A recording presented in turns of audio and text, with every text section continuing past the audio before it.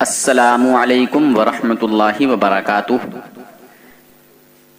جناب حضرات،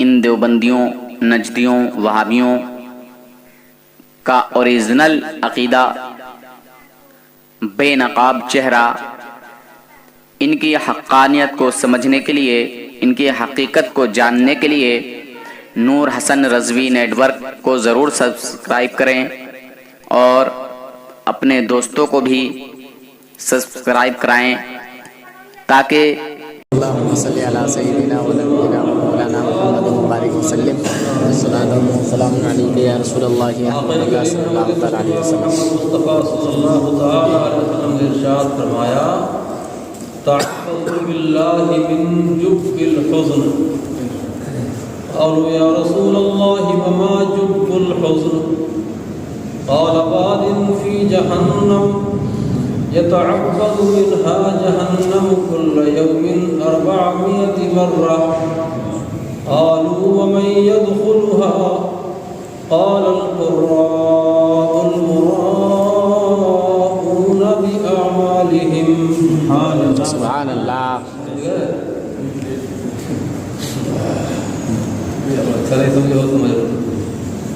آقا کریم احمد مصطفیٰ محمد مصطفیٰ اور باقی فدا صلی اللہ تعالی علیہ وسلم نے ارشاد فرمایا کہ لوگو تم غم کے کنویں سے اللہ کی پناہ مانگو۔ کیسے؟ غم کے۔ تو صحابہ نے عرض کی یا رسول اللہ یہ غم کا کنواں کیا ہے؟ وما جب الحزن، غم کا کنواں کیا ہے؟ تو آقا کریم علیہ السلام نے ارشاد فرمایا کہ یہ جہنم میں ایک وادی کا نام ہے، اور یہ ایسی خطرناک وادی ہے کہ جہنم اس سے روزانہ 400 بار پناہ مانگتا ہے۔ 400 بار، اتنی خطرناک وادی۔ عزیزان گرامی، جہنم بڑی خطرناک جگہ ہے، بڑی خطرناک۔ اللہ تبارک و تعالیٰ ہم سب کو عذاب جہنم سے محفوظ معلوم آمین۔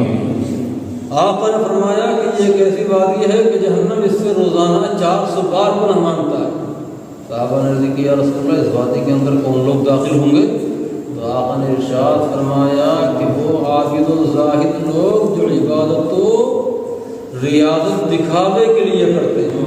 اللہ اکبر۔ تو جو دکھاوے کے لیے کوئی بھی دینی کام کرے گا وہ وادی حزن اور جب حزن کا حقدار ہوگا۔ نماز دکھاوے کے لیے پڑھے، روزہ دکھاوے کے لیے رکھے، حج زکوٰۃ دکھاوے کے لیے، صدقہ و خیرات دکھاوے کے لیے، قرآن پاک کی تلاوت دکھاوے کے لیے، تقریر کرے دکھاوے کے لیے، کوئی بھی دینی کام دکھاوے کے لیے، انعام دکھاوے کے لیے، راہ خدا میں خرچ کرے دکھاوے کے لیے، مدرسہ بنائے شہرت طلبی کے لیے، یہ دکھاوے کے لیے، کوئی بھی دینی کام ہو دکھاوے کے لیے ہو، اس کے اندر اگر اخلاص نہیں ہے، اخلاص اگر نہیں ہے تو عزیزان گرامی اخلاص کی ضد ریاکاری، ریاکاری ہے، دکھاوا ہے۔ تو ریاکاری کے بارے میں آقا نے ارشاد فرمایا کہ ریا جو ہے وہ شرک اصغر ہے، چھوٹا شرک، ایک بڑا شرک ہے۔ اللہ کی ذات و صفات میں کسی کو شریک کرنا، یا اللہ کے علاوہ کسی کو لائق عبادت سمجھنا، یا اللہ کے علاوہ کسی کو خالق جاننا، یہ شرک اکبر ہے۔ اور دکھاوا، شہرت طلبی، ریاکاری، یہ شرک اصغر ہے۔ تو مطلب یہ ہوا کہ ہر کام میں اخلاص ہونا چاہیے۔ ہمارے ڈاکٹر صاحب نے یہ جلسہ منعقد کیا غازی میاں رحمۃ اللہ تعالی علیہ کے عرس کے موقع پر 11ویں شریف کے مہینے میں جامع مسجد کے اندر، اس میں ان کی نیت کے اندر اگر خلوص ہے تو یہ اللہ کی بارگاہ میں مقبول ہے، اور اگر خلوص نہیں ہے تو اللہ کی بارگاہ میں مردود ہے۔ تو کیا ہونا چاہیے؟ خلوص۔ ہر دینی کام خلوص کے ساتھ ہونا چاہیے۔ بے شک آدمی کے اندر جب خلوص ہوتا ہے تو اس کو مخلص کہا جاتا ہے، اور جب آدمی مخلص ہو جاتا ہے تو اللہ کے یہاں وہ مخلص ہو جاتا ہے۔ سبحان اللہ۔ پہلے مخلص بنتا ہے، پھر بعد میں مخلص بنتا ہے، اور جب آدمی مخلص بن جاتا ہے تو اس پر شیطان کا داؤ نہیں چلتا۔ سبحان اللہ۔ شیطان انسان کا کھلا دشمن ہے۔ ان الشیطان للانسان عدو مبین، शैतान इंसान का खुला दुश्मन है, खुला दुश्मन। अच्छा, खुला दुश्मन कौन होता है? जो जाहिर, इसकी अदावत जाहिर हो, इसकी अदावत और दुश्मनी जाहिर हो, खुला दुश्मन होता है। और जो आस्तीन का सांप हो वो छुपा दुश्मन होता है। क्यों? कुछ आस्तीन के सांप भी होते नहीं होते जी। सामने से दोस्ती और अंदर से निफाक और मुनाफिकत और दुश्मनी, ये बड़ा ख़तरनाक होता है। और शैतान जो है खुला दुश्मन है, लेकिन ये सबसे बड़ा ख़तरनाक है, ये सबसे बड़ा खतरनाक है खुला होने के बावजूद। तो इंसान का सबसे बड़ा दुश्मन क्या है? शैतान खुला दुश्मन है। अज़ीज़ान गिरामी, आपने शैतानों को भी देखा कभी? मुलाकात हुई डॉक्टर साहब? नहीं, शैतान आप में से किसी की मुलाकात हुई? मेरी होती है। लेकिन अज़ीज़ान गिरामी, अल्लाह वाले कुछ ऐसे होते हैं कि शैतान से उनकी मुलाकात हो चुकी है। शैतान को उन्होंने देखा है, शैतान से बातचीत हुई। तो अज़ीज़ान गिरामी, मैं आपको एक हदीस पाक सुनाता हूँ। अच्छा, दुरूद पाक पढ़िए। अल्लाहुम्मा सल्लि अला सय्यिदिना व नबिय्यिना व मौलाना मुहम्मदिन व बारिक व सल्लिम सल्लल्लाहु व सल्लम अलैका या रसूल आखिरी करीम अलैहिस्सलाम का इल्म गैब भी उससे ज़ाहिर हो जाएगा। कुछ लोग इल्म गैब है ना जी। और हमारे मौलवी नूर हसन साहब ऐसे लोगों से मुनाज़रा करते रहते हैं। ये हदीस पाक मिशकात शरीफ के अंदर भी है, बुखारी शरीफ के अंदर भी है, ये हदीस किताबों के अंदर भी हदीस पाक है। सरवर कायनात मखदूम मौजूदात अलैहिस्सलाम की बारगाह में कुछ सदक़ात और खैरात का माल इकट्ठा हो गया। अज़ीज़ान गिरामी, आक़ा करीम अलैहिस्सलाम ने उसको एक जगह उस माल का चट्टा लगवा दिया। माल इकट्ठा हो गया तो उसकी पहरेदारी के लिए, उसकी निगरानी और उसकी देखभाल के लिए हज़रत अबू हुरैरा रज़ियल्लाहु तआला अन्हु को मुक़र्रर फरमा दिया। और मेरे आक़ा ने इरशाद फरमाया कि अबू हुरैरा, तुम इस माल की देखभाल करते रहो। हज़रत अबू हुरैरा रज़ियल्लाहु तआला अन्हु उसकी निगरानी करने के लिए माल पर पहुँच गए। जब अज़ीज़ान गिरामी रात का एक हिस्सा गुजरा तो आप जाग ही रहे थे, चोर आया और चोर आने के बाद जो है समझ रहा था कि ये सो गए, उसने जो है उस माल से भरना शुरू कर दिया। अब अज़ीज़ान गिरामी, हज़रत अबू हुरैरा रज़ियल्लाहु तआला अन्हु जाग रहे थे, आप चुपके से उठे और चोर का गिरबान पकड़ लिया, चोर को कब्जे में कर लिया। बेशक। चोर ने कहा कि हज़रत बड़ा मोहताज हूँ, बड़ा परेशान हूँ, अयालदार हूँ, बच्चों वाला हूँ, आप मुझे छोड़ दीजिए, मैं वादा करता हूँ आज के बाद नहीं आऊँगा। हज़रत अबू हुरैरा को रहम आया, छोड़ दिया। अब जब सुबह हुई तो आक़ा करीम अलैहिस्सलाम की बारगाह में हज़रत अबू हुरैरा पहुँच गए। मेरे आक़ा घर में आराम फरमा है और माल जो है वो एक जगह मैदान में है। हज़रत अबू हुरैरा उसकी निगरानी कर रहे हैं। हज़रत अबू हुरैरा को देखते ही मेरे आक़ा ने इरशाद फरमाया, या अबा हुरैरा मा फ़अल असीरुकल बारिहा। सुभान अल्लाह। आक़ा तो घर में आराम फरमा रहे, लेकिन क्या फरमाते मेरे आक़ा? ए अबू हुरैरा, तुम्हारे रात के चोर का क्या हुआ? जी बेशक। तुम्हारे रात के चोर का क्या हुआ? अल्लाह, इसी का नाम तो इल्म गैब है जी। घर में बैठकर मैदान को देख रहे हैं। बेशक। सरकार की शान तो ये है कि अज़ीज़ान गिरामी, ज़मीन के ऊपर रहते हुए ज़मीन के अंदर का देखते हैं, आसमान तक देखते हैं और आसमान के परे तक देखते हैं। बेशक बेशक। सुभान अल्लाह। फरमाया हज़रत ने कि सरे अर्श पर है तेरी गुज़र, दिल फर्श पर है तेरी नज़र। सरे अर्श पर है तेरी गुज़र, दिल फर्श पर है तेरी नज़र। मलकूत मुल्क में कोई शय नहीं वो जो तुझ पे आया। बेशक बेशक। सुभान अल्लाह। सुभान अल्लाह। तो मुल्क में कोई शय नहीं वो जो तुझे पे आया नहीं। बेशक। तो हज़रत अबू हुरैरा ने अर्ज़ की, या रसूलल्लाह अलैहिस्सलातु वस्सलाम, उसने अयालदारी की शिकायत की, परेशानी मुसीबत की शिकायत की, मुझे रहम आ गया, मैंने छोड़ दिया। तो आक़ा ने इरशाद फरमाया, नबी ये गैबदान ने इरशाद फरमाया कि अबू हुरैरा वो झूठा है, फिर आएगा। बेशक बेशक। झूठा है, फिर आएगा। अब अज़ीज़ान गिरामी, जब दूसरी रात हुई, हज़रत अबू हुरैरा निगरानी फरमा रहे हैं, वो फिर आ गया। और फिर आने के बाद चादर उसने फैलाई और माल भरना शुरू कर दिया। हज़रत अबू हुरैरा ने फिर पकड़ लिया, कहा फिर आ गया। حضرت آج اور معاف کر دو، بڑا پریشان حال ہوں، بڑا غریب ہوں، بڑا نادار ہوں، آج کے بعد نہیں آؤں۔ حضرت ابو ہریرہ کو رحم آیا، پھر چھوڑ دیا۔ اب صبح ہوئی تو آقا کریم علیہ الصلوۃ والسلام کی بارگاہ میں ابو ہریرہ پہنچے۔ میرے آقا نے ارشاد فرمایا کہ ما فعل اسیرک البارحہ، اے ابو ہریرہ تمہارے رات کے چور کا کیا بنا؟ سبحان اللہ۔ تو عرض کی یا رسول اللہ، اس نے پھر شکایت کی، عیال داری کی، غربت کی، افلاس کی، پریشانی کی، مصیبت کی، مجھے رحم آیا، میں نے چھوڑ دی۔ آقا نے فرمایا وہ جھوٹا ہے، پھر آئے گا۔ سبحان اللہ، سبحان اللہ۔ غیب کی خبر دے رہے ہیں، بے شک غیب کی خبر ہے جی، یہی تو غیب کی خبر ہے۔ سبحان اللہ، آئندہ کی خبر دے رہے ہیں۔ بے شک بے شک۔ تو عزیزان گرامی، حضرت ابو ہریرہ کو یقین ہو گیا کہ پھر آئے گا، کیونکہ آقا نے جو فرما دیا وہ ہو کر کے رہے گا۔ بے شک آقا نے جو فرما دیا وہ ہو گئے رہے گا۔ آقا کے فرمان کے اور حکم کے خلاف عزیزان گرامی، آپ کے فرمان کے خلاف کچھ نہیں ہو سکتا۔ آپ کے فرمان کے خلاف جو آپ نے فرما دیا وہ ہو کے رہے گا، کیونکہ آپ کا فرمان فرمان الہی ہے۔ بے شک آپ کا فرمان فرمان الہی، بے شک بے شک۔ سبحان اللہ۔ ابو ہریرہ تیسری رات میں پھر منتظر رہے، کیونکہ آقا نے فرما دیا تھا کہ آئے گا تو آئے گا۔ جی، آ گیا، پھر پکڑ لیا، آج نہیں چھوڑوں گا، آج مجھے سرکار کی بارگاہ میں لے کر کے جاؤں گا اور تجھے جو ہے بڑی عدالت میں پیش کروں گا، چھوڑوں گا نہیں۔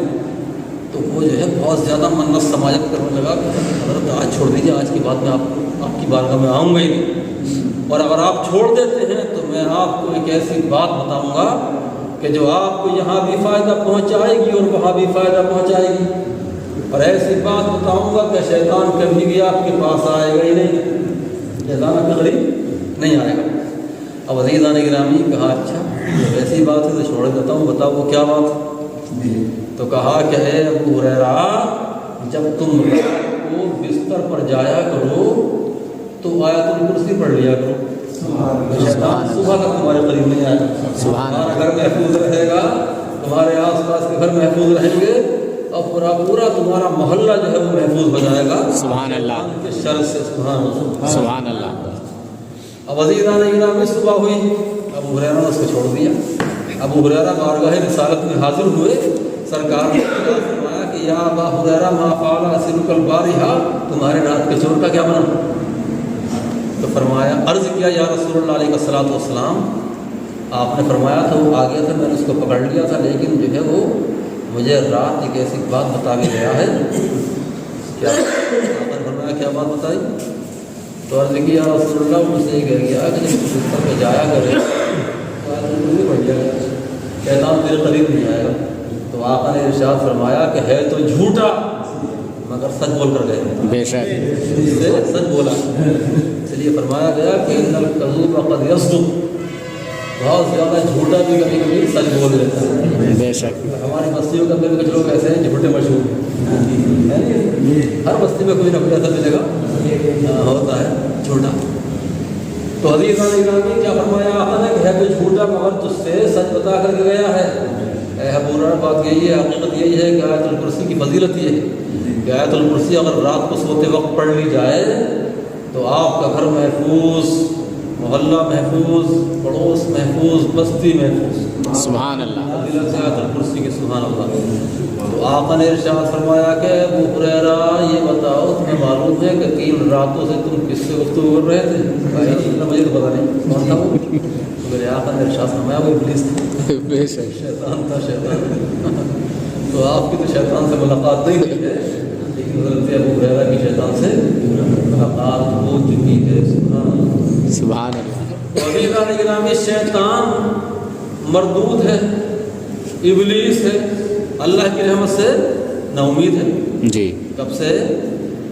جب سے اللہ نے حکم دیا کہ آدم کو سجدہ کر، جی، آدم کو سجدہ نہیں کیا۔ وَإِذْ قُلْنَا لِلْمَلَائِكَةِ اسْجُدُوا لِآدَمَ فَسَجَدُوا إِلَّا إِبْلِيسَ، اللہ فرماتا ہے کہ ہم نے فرشتوں سے کہا کہ آدم کو سجدہ کرو، سارے فرشتے سجدے میں گر گئے سوائے ابلیس کے، سوائے ابلیس کے۔ ابلیس کان من الجن، وہ جنات میں سے تھا، ففسق عن امر ربی، تو وہ اپنے رب کے حکم سے نکل گیا، رب کا حکم نہیں مانا، رب کا حکم نہیں مانا۔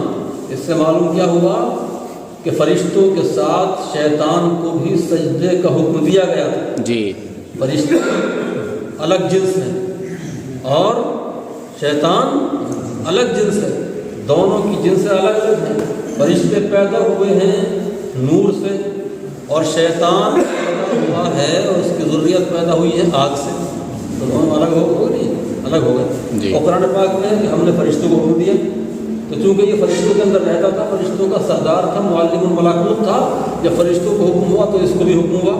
اور آگے جو آیت ہے فَفَسَقَ عَنْ أَمْرِ رَبِّهِ، اس سے بھی ثابت ہوتا ہے کہ اللہ نے اس کو بھی فرشتوں کے ساتھ آدم کو سجدہ کرنے کا حکم دیا تھا۔ اب عزیزان گرامی، یہ سجدہ کون سا؟ سجدے کی تین قسمیں، سجدے کی تین قسمیں۔ ایک سجدہ عبادت ہوتا ہے، ایک سجدہ تحیت ہوتا ہے، اور ایک سجدہ خضوع و انقیاد ہوتا ہے۔ یہ سمجھے؟ ایک ہے عبادت کا سجدہ، اور عبادت کا سجدہ صرف اللہ تبارک و تعالیٰ کے لیے، اور ایک ہے سجدہ تعظیمی، اسے بولتے ہیں سجدہ تحیت۔ یہ سجدہ تعظیمی غیر اللہ کے لیے پچھلی شریعتوں میں جائز تھا، آقا کریم کی شریعت میں حرام ہے۔ اور ایک سجدہ خضوع و انقیاد ہے، تابعداری کسی کی کرنا، کسی کی فرمانبرداری کرنا، کسی کے سامنے جھک جانا، یہ جائز ہے، یہ آج بھی جائز ہے، لیکن بقدر رکوع جھکنا منع ہے۔ استاذ کے سامنے، پیر کے سامنے بقدر رکوع جھکنا کیا ہے؟ منع ہے۔ کچھ لوگ اتنا جھکتے ہیں کہ پیر کے پاؤں پہ پڑ جاتے ہیں، کچھ لوگ مزاروں پہ جا کے باقاعدہ سجدے کی شکل میں جو ہے وہ جھک جاتے ہیں، وہ جا کے سجدہ کر رہے ہیں۔ کسی کو دیوبندی دیکھتا تو کہتا سجدہ کر رہا، مزار کو چوم رہا۔ جی ایک چومنا، ایک سجدہ کرنا، چومنا جائز ہے، لیکن اس قدر جھکنا کہ رکوع کے قریب پہنچ جاؤ یا رکوع سے زیادہ جھک جاؤ، یہ منع ہے۔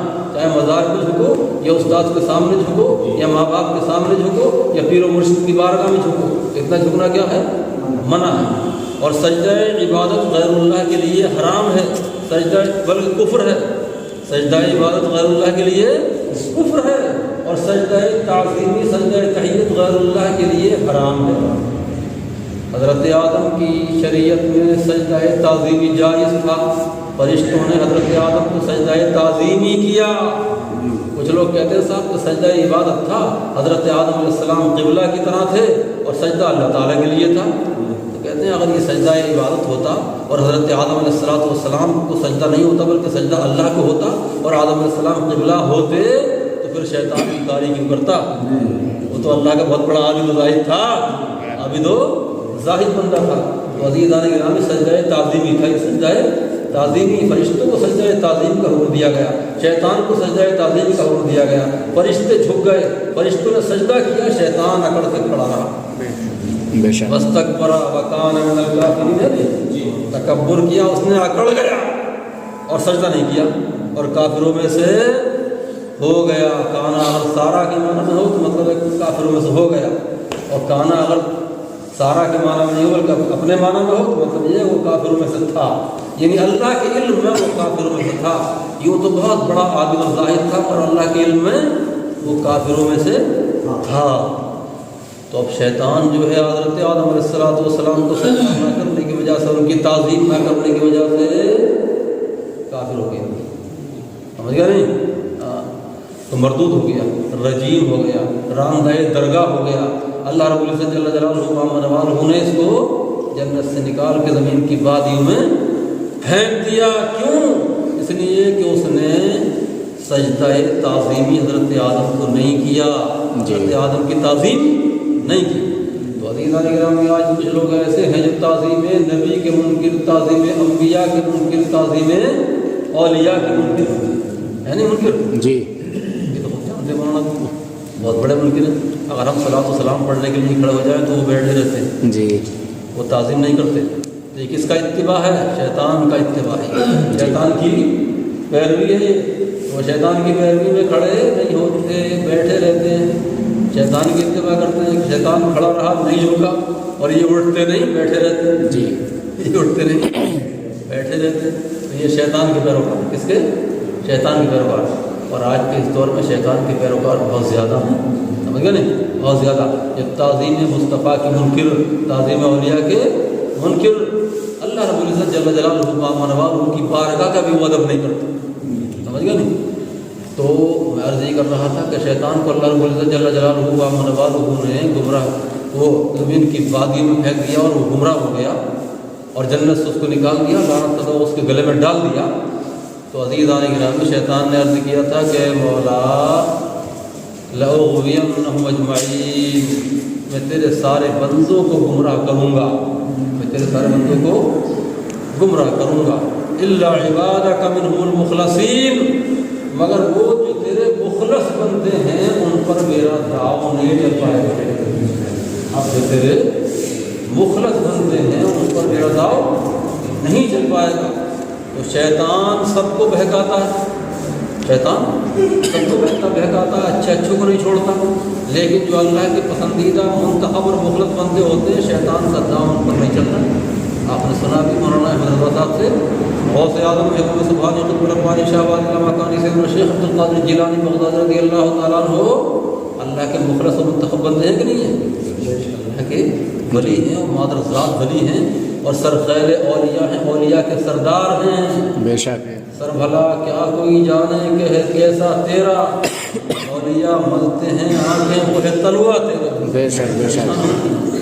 تو غوث اعظم جا رہے تھے ایک جگہ، غوث اعظم جا رہے ہیں، اچانک ان کے سر پہ ابر کا بادل کا ایک ٹکڑا نمودار ہوا اور اس بادل سے آواز آئی کہ عبد القادر میں نے تیری عبادت کو قبول کر لیا، مجھے نماز پڑھنے کی ضرورت نہیں، روزہ رکھنے کی ضرورت نہیں، حج و زکوٰۃ کی ضرورت نہیں، صدقات و خیرات کی ضرورت نہیں، نہ رکوع کی ضرورت ہے، نہ سجود کی ضرورت ہے، نہ ذکر اللہ کی ضرورت ہے، نہ ذکر رسول کی ضرورت ہے، کسی چیز کی ضرورت نہیں ہے. میں نے تجھ کو اپنی بارگاہ میں مقبول بنا لیا، اب تجھے عبادت کرنے کی کوئی ضرورت نہیں. تو غوث اعظم رک گئے، کھڑے ہو گئے، کیونکہ وہ عالم تھے. کیا تھے؟ عالم، اور عالم گر تھے، علماء کے سردار تھے، عارف باللہ تھے، فنا فی الرسول تھے. سبحان اللہ، شان تو بہت بلند و بالا تھی.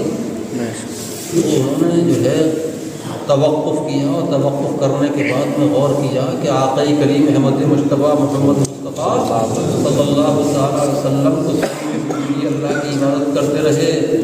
کبھی اللہ نے آپ سے یہ نہیں فرمایا کہ یا اے محمد میں نے تمہاری نماز کو قبول کر لیا، تمہاری عبادت کو قبول کر لیا، اب تمہیں عبادت کی ضرورت نہیں، راتوں رات قیام کی ضرورت نہیں، تلاوت کی ضرورت نہیں، کسی بھی نیک کام کی تمہیں ضرورت نہیں. جب آقا کریم سے یہ نہیں فرمایا گیا تو پھر مجھ سے یہ کیا کہا جا رہا ہے؟ فوراً سمجھ گئے کہ ہو نہ ہو یہ شیطان، یہ کیا ہے؟ شیطان ہے. چنانچہ آپ نے فوراً کہا لا حول ولا قوة الا باللہ العلی العظیم. سمجھ گئے؟ لا حول ولا قوة الا باللہ العلی العظیم ایسا شاندار وظیفہ ہے کہ شیطان بھاگتا ہے اس سے. بے شک. اور مشہور بھی یہی ہے کہ شیطان کو بھگانے کے لیے، شیطان کو بھگانے کے لیے. لیکن مسلمانوں یاد رکھو شیطان تو بھاگتا ہی ہے اس سے، اور شیطان کے چیلے بھی بھاگتے ہیں، شیطان کے چیلے بھی اس سے بھاگتے ہیں، شیطان بھی بھاگتا ہے. اور یہ تو ایک ایسا وظیفہ ہے کہ آقا کریم علیہ السلام ایک صحابی سرکار کے ساتھ بیٹھے ہوئے تھے سواری پر. میرے آقا نے ارشاد فرمایا کہ میرے صحابی میں تجھ کو ایک وظیفہ بتاؤں گا، لیکن بات جو ہے وہ نکل پڑی دوسری طرف اور بات بہت آگے نکل گئی. تو عزیزان گرامی سرکار نے جب وہ وظیفہ نہیں بتایا تو صحابی نے عرض کی یا رسول اللہ علیہ السلام آپ نے ایک وظیفہ بتانے کی مجھ سے جو ہے بات کی تھی اور وعدہ کیا تھا، یا رسول اللہ وہ کیا وظیفہ ہے؟ تو میرے آقا نے ارشاد فرمایا کہ میرے صحابی پڑھا کر لا حول ولا قوة الا باللہ. اس لیے کہ جنت کے خزانوں میں سے خزانہ ہے. سبحان اللہ. جنت کے خزانوں میں سے خزانہ ہے، معمولی مت سمجھیے اس کو. آقا کریم علیہ السلام ارشاد فرماتے ہیں کہ لا حول ولا قوة الا باللہ العلی العظیم ایسا عمل ہے، ایسا ورد ہے، ایسا ذکر ہے کہ یہ 70 پریشانیوں کا علاج ہے. سبحان اللہ. 70 پریشانیوں کا علاج ہے، جن میں سب سے ہلکی پریشانی غم ہے. کیا ہے؟ غم. اور غم کی تو بہت ساری وجوہات ہیں، غم کے بہت سارے اسباب ہیں. غم تو عزیزان گرامی بہت سی وجوہ سے ہوتا ہے، بہت سے اسباب سے غم ہوتا ہے. تو غم کا علاج کیا ہے؟ لا حول ولا قوة الا باللہ العلی العظیم. غم کا نہیں بلکہ 70 بیماریوں کا، 70 پریشانیوں کا، 70 مصیبتوں کا علاج ہے، جن میں سب سے بڑی، سب سے ہلکی مصیبت کیا ہے؟ غم ہے، غم۔ تو لا حول ولا قوت الا باللہ العلی العظیم، اس کو ورد کر لو، اس کو وظیفہ بنا لو، اس کو پڑھا کرو۔ تو غوث اعظم نے پڑھا لا حول ولا قوت الا باللہ العلی العظیم، تو وہ بادل جو ہے چھٹا، اور اس سے آواز آئی کہ اے عبد القادر، تجھ کو تیرے علم نے بچا لیا، تجھ کو تیرے علم نے بچا لیا۔ تو غوث اعظم رضی اللہ تعالیٰ عنہ نے پھر ارشاد فرمایا کہ اب پھر دھوکہ دینا چاہتا مجھے، اب مجھے پھر دھوکہ دینا چاہتا ہے، مجھ کو میرے علم نے نہیں بچایا بلکہ مجھ کو میرے اللہ نے بچایا، بے شک، سبحان اللہ، مولا کے کرم نے بچایا، سبحان اللہ۔ تو شیطان کیا دھوکہ دیتا ہے، شیطان بہکاتا ہے، لیکن شیطان نے خود وعدہ کر لیا ہے کہ لو غوینہ مجمعین الا عبادک منهم المخلصین، کہ میں تیرے سارے بندوں کو بہکاؤں گا، ورغلاؤں گا، گمراہ کروں گا، راہ راست سے ہٹاؤں گا، لیکن جو تیرے مخلص بندے ہیں ان پر میرا داؤں نہیں چل پائے گا۔ سمجھے نہیں؟ تو اللہ کے جو مخلص منتخب اور پسندیدہ بندے ہیں ان پہ شیطان کا داؤں نہیں چلتا۔ اللہ کا جو مخلص بندہ کب بنتا ہے؟ بندہ جب وہ پہلے مخلص بن جائے، اس کے ایمان کے اندر اخلاص ہو، نفاق نہ ہو، جو ظاہر میں ہو وہ باطن میں ہو، جو باطن میں ہو وہ ظاہر میں ہو، جو دل میں ہے وہ زبان پر، جو زبان پر ہے وہ دل میں۔ ایسا بندہ اللہ کا بن جائے تو کیا ہوتا ہے؟ وہ مخلص ہوتا ہے، اور جب ایسا ہو جاتا ہے تو پھر وہ مخلص ہو جاتا ہے۔ تو رب کریم جل جلالہ منوال سے دعا کیا کرو کہ اللہ تو ہمیں ایمان کامل کی دولت سے مال فرما، آمین، شیطان کے وسوسوں سے بچا، شیطان کی راہوں سے بچا، شیطان کے جو داؤ پیچ ہے ان سے بچا۔ اور عزیزان گرامی، آج کے اس پرفتن دور کے اندر ایمان کو بچانا بڑا مشکل ہے۔ آقا کریم محمد مصطفیٰ صلی اللہ علیہ وسلم نے ارشاد فرمایا کہ آخری زمانے میں ہاتھ پہ انگارہ لینا آسان ہوگا اور ایمان بچانا مشکل ہوگا، اور آدمی قبر پہ کھڑے ہو کے تمنا کرے گا کہ کاش کہ میں اس قبر میں ہوتا، کاش کہ میں اس قبر میں ہوتا۔ تو آج فتنوں کا دور ہے۔ آقا ارشاد فرماتے ہیں کہ میرے صحابہ میں دیکھ رہا ہوں کہ فتنے گھروں کے اندر اس طریقے سے برس رہے ہیں جیسے بارش ہوتی ہے۔ تو آج کل بارش کے قطروں کی طرح گھروں کے اندر فتنے برس رہے ہیں۔ اب سے کچھ زمانے پہلے، کچھ دنوں پہلے موبائل نہیں چلا تھا تو گھر گھر میں ٹی وی تھی، گھر میں ٹی وی تھی گئی تھی۔ اب ٹی وی کچھ کم ہو گئی، اس لیے کہ ہر جیب میں ٹی وی، ہر ہاتھ میں ٹی وی ہے۔ ہمارے پاس موبائل ہے، یہ کیا ٹی وی سے کم ہے؟ بھائی اس کے اندر تو پوری دنیا ہے، جی، اس کے اندر پوری دنیا ہے۔ کر لو دنیا مٹھی میں، اعلان تھا نہیں یہ نعرہ، یہ کیا ہے کہ موبائل خریدو دنیا مٹھی میں کر لو۔ تو یہ موبائل اچھا بھی ہے، اس کا استعمال اگر اچھا ہو تو اچھا، اس میں تقریریں سنو، مناظرے سنو، نعتیں سنو، لیکن عزیزان گرامی اس کے اندر گمراہ کرنے والے بہت ہیں۔ ایک مرزا محمد علی جی، مرزا محمد علی انجینئر، وہ بہت بڑا گمراہ گر ہے، اور ہمارے نوجوان اس کو فالو کرتے ہیں، اس لیے کہ وہ انجینئر ہے، کچھ انگلش جانتا ہے، وہ انگلش کے ورڈ بول لیتا ہے، اور اس نے کچھ جو ہے وہ اردو کی کتابوں کا مطالعہ کر لیا ہے۔ بخاری شریف جو اردو میں ہے، ترمذی شریف، یہ صحیح کتابیں جو اردو میں ان کا مطالعہ کر لیا، عربی سے بالکل واقف نہیں ہے۔ تو وہ لوگوں کو خوب گمراہ کر رہا ہے، اور نوجوان اس کو سن کے خوب گمراہ ہو رہے ہیں۔ بہت بڑا گمراہ گر انسان ہے وہ، سمجھ گئے نہیں؟ ہم نے اس کا ایک رد کیا تھا ایک ویڈیو کے اندر، ہمارا نہیں چینل ہے وہ ختم کر دیا، ورنہ ہم صاحب نے چلائی نہیں رہے، 1 سال سے زیادہ ہو گئی، فیضان رامپور اس کا نام۔ تو اس کے رد میں ہم نے ایک آڈیو ڈالی تھی، آڈیو، ویڈیو تو ہم نے ڈالتے ہیں، آڈیو۔ تو عزیزان گرامی کو بہت بڑا گمراہ کر، اس سے آتے ہی نہیں کچھ، نہ قرآن پاک کی کسی آیت کا صحیح ترجمہ کر سکتا ہے وہ، نہ حدیث کا ترجمہ کر سکتا ہے، خالی اردو کی کتابیں دیکھ کے وہ لوگوں کو گمراہ کر رہا ہے۔ اس طریقے سے بہت گمراہ کر ہیں۔ تاریخ جمیل ہے، تاریخ مسعود ہے، بھائی دیوبندی جو ہے چھائے ہوئے ہیں یوٹیوب پہ، ہم سننے لوگ آتے نہیں بیچارے، بصیر صاحب آتے جی، حالانکہ آج کے دور میں ضرورت ہے، آج کے دور میں ضرورت ہے دشمن کے پاس جو ہتھیار ہو نا وہ ہتھیار ہمارے پاس ہونا چاہیے. اللہ رب العزت جل جلالہ ارشاد فرماتا ہے وَأَعِدُّوا لَهُم مَّا اسْتَطَعْتُم مِّن قُوَّةٍ، تم تیار کرو ان کے لیے جو تم سے قوت و طاقت بن پڑے. سمجھ گئے نہیں؟ اسرائیل پہ حملہ کیا 500 راکٹوں سے حماس نے، سمجھ گئے نہیں، اپنا حق لینے کے لیے. اور آج کچھ لوگ اس کو دہشت گرد کر، یہ کیا ہے؟ یہ دنیا کی دہشت گردی ہے کہ جو اپنا حق مانگ رہا ہے اس کو دہشت گرد کہا جا رہا ہے.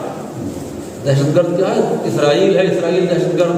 اس لیے کہ پوری دنیا میں کیا تھا اس زمانے میں جب ہٹلر نے یہودیوں کو مارا تھا اور 60-70 لاکھ یہودیوں کو چھوڑ دیا تھا، تو یہ پوری دنیا کے اندر مارے پھر رہے تھے اور ہر ملک سے یہ التجا کر رہے تھے کہ ہمیں اپنے ملک میں جگہ دیں گے بسنے کے لیے. کسی نے جو ہے ان کو جگہ نہیں دی، سب نے نکال کر بھگا دیا.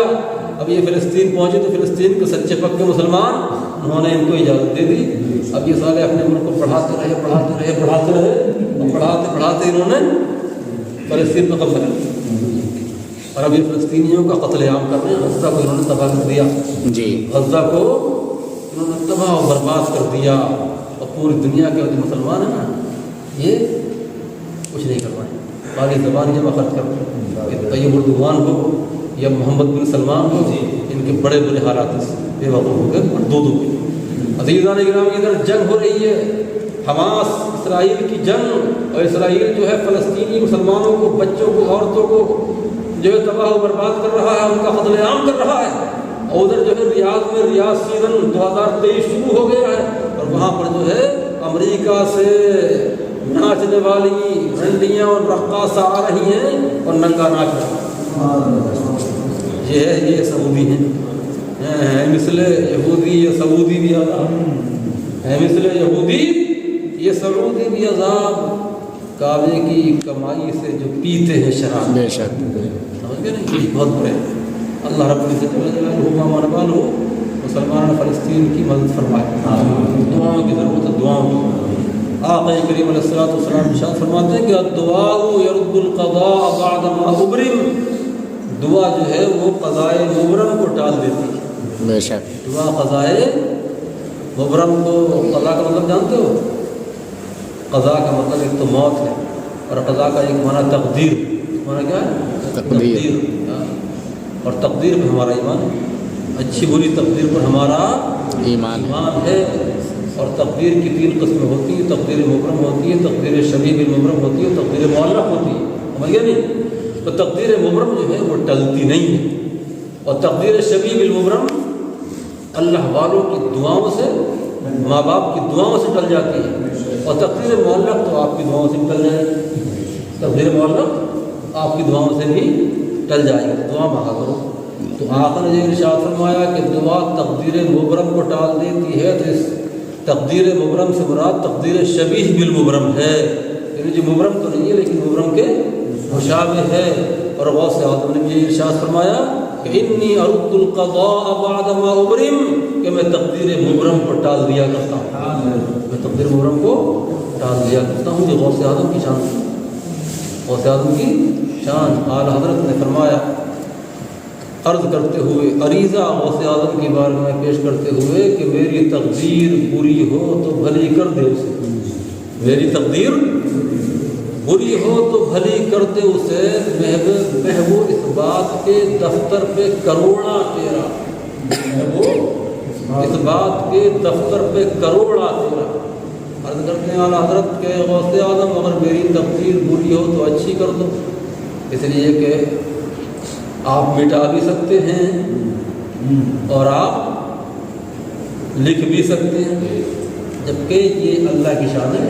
اللہ ارشاد فرماتا ہے یمحو اللہ ما یشاء ویثبت وعنده ام الکتاب.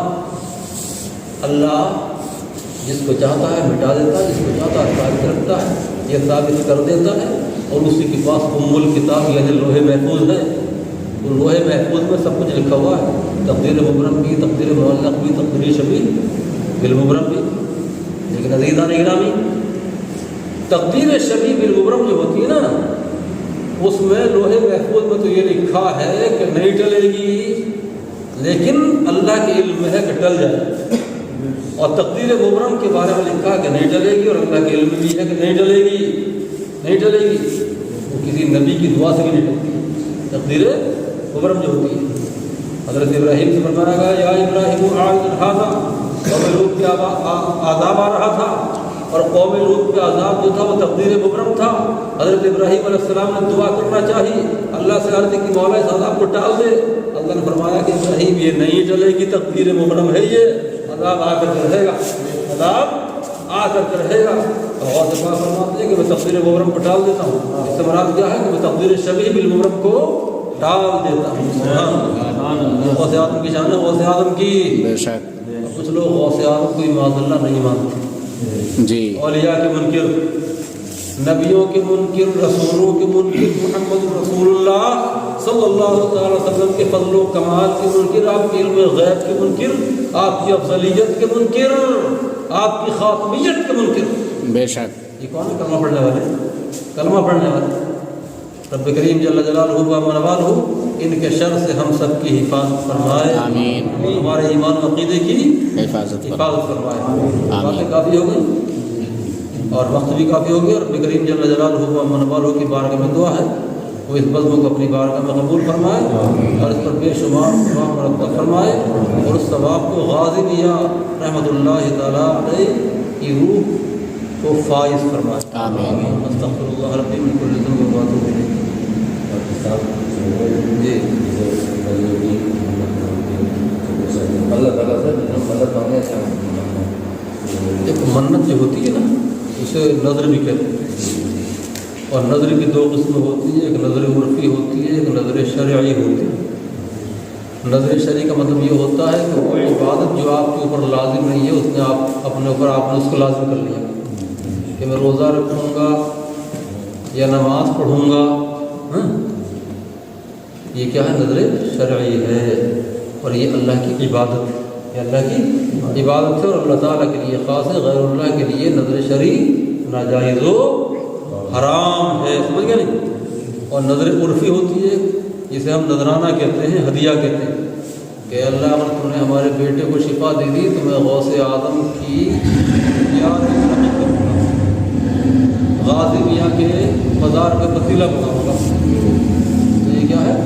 یہ نظر عرفی ہے، اور یہ جائز کیا ہے؟ چاہے نذرانے کے بعد کہ پتیلا پکا کے وہاں کے خدام کو یہاں پہ یہ جو وہاں کے حاضر باش ہیں ان کی نظر کر دوں گا، ان کی نظر کر دوں گا، ان کو جو ہے بطور نذرانہ یا بطور ہدیہ دے دوں گا۔ تو یہ کیا ہے؟ نظر عرفی کہلاتی ہے، اور یہ جائز ہے، حرام نہیں۔ یہ غوث پاک کا مرغہ ہے نہیں، کچھ لوگ غوث پاک کا بکرا کر دیتے ہیں، یہ نظر عرفی ہوتی ہے، نظر شرعی نہیں ہوتی ہے، اور یہ کیا ہے؟ جائز ہے، کیونکہ اس کا مطلب ہوتا ہے نذرانہ اور ہدیہ، کہ ان کے جو خدام ہیں ان کی یہ نظر ہے، ان کی بارگاہ میں یہ ہدیہ ہے، اور اس کا جو ثواب ہے وہ اس بزرگ کی بارگاہ میں پہنچے، یہ مطلب ہوتا ہے، وہ یہ چاہیے۔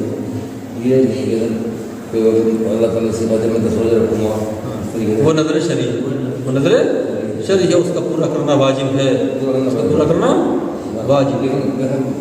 یہ مانگنا مدد مانگنا پورا نہیں ہے، اور اللہ والوں سے مدد مانگنا، مدد مانگنا، ہاں تو غیر اللہ سے مدد مانگنا بھی جائز ہے، حدیث سے ثابت ہے، قرآن پاک سے بھی ثابت ہے۔